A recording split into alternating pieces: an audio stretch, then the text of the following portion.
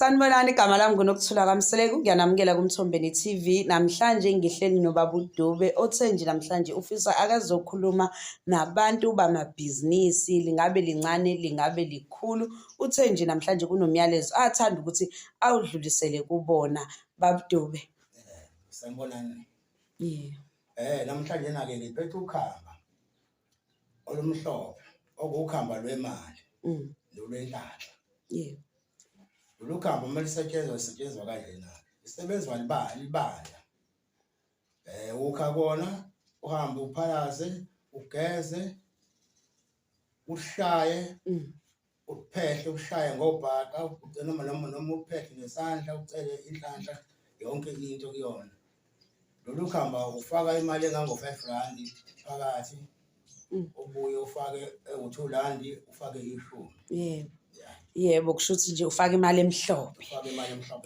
Yebo, engifisa ukwazi ke baba ukuthi mhlambe ngabe lolu khamba liyenzeka yini mhlambe lihambe libe nobungozi noma kuthiwa khona izinto ezingasalunganga ngenxa yokuthi ngathatha lolu khamba, likhona yini ubungozi obukhona ekusebenziseni lolu khamba? Hayi, lolu khamba ukhamba lwemali futhi ukhamba nje olwakho ngempande nje phaqa. Yes. Ezimhlophe akukho nesodwa into ehlukane la phakathi noma ngabe intoni nje ukhamba nje. Yebo. Oluhle obulawo. Yebo. Okunye ngifisa ukukubuza la baba ukuthi mangabe ngisebenzisa lolu khamba lolu, ngabe ngilisebenzisa isikhathi esingakanani ukuze mhlambe omunye umuntu uzothi mhlambe ngisebenzisa isikhathi esinganani ukuze ngiqale mhlambe ngibone ushintsho ezintweni zami, mhlambe nje ke usichazele lapho baba. Mangasebenza ngalobulawo nje izwi nje ezo9 ucela. Yebo. Nedlozi lakho futhi lizogezeka. Ucela inhlanhla, ucela imali, ucela umsebenzi, ushisa impepho ngala eceleni bese uyacela ukhulume nabantu bakini. Mokukhuluma nabakini bazovumela nabakini mokugeza ngalobulawo. Ngisho amaphupho amahle kuzophupha yonke into. Ungabe kade uma wakho lo mbabo wakho kade wagcina kumphupho uzokwazi ukuthi umphupho. Yebo. Akutshela ukuthi naziya lezi ngakhona kanjani. Yebo, hayi ngiyakuzwa baba. Njengoba ubaba ethi kumele mangabe ushaya lolu khamba la eceleni ushise impepho kumuntu osemakhaya noma osemqashweni olufisayo lolu khamba lolu, ngoba mhlawumbe unebhizinisi uyadayisa etafuleni kodwa uhlele emqashweni ngoba akwazi ukuhlala emakhaya, akakwazi ukushisa impepho emqashweni. Ngiyabona ngoba phela ngeke ushise impepho emzini womuntu. Akufisa ukwazi ukuthi yena angakwazi na ukuthi asizakale ngale kokuthi ashise impepho, lingakwazi ukuthi lisebenze noma liyaphoqa ukuthi fani al-connectise nempepho.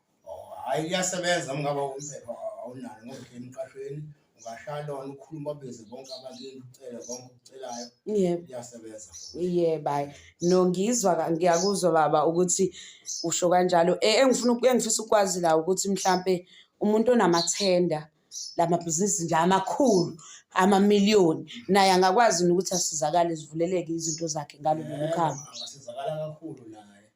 Bese la ngikhohlwa khona ubusho. Bese kukhona umuntu enguthathayo ohlangene nawo lo.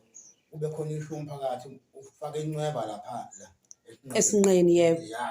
Kube khona neshumi kanye nempuphu yalomuthi. Oh, okay. Yebo. Ukuthi uhlale kuwena emzimbeni uhambe nawo noma ikuphi. Yebo, hayi cha ngizwa kahle-ke lento. Ngicabanga ukuthi nombukeli ekhaya uyayizwisisa kahle futhi lento ngoba ngibona engathi ichazeke kahle kakhulu.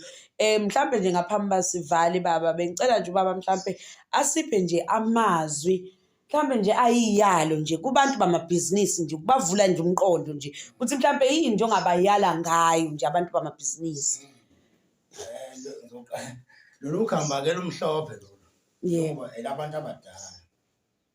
Kufanele basopha ungayi futhi ocansini. Uyihloniphe ngalolu sikhathi udlala lo khamba. Ngokulokothi uye ngase ocansini. Uyihloniphe impela. Yebo.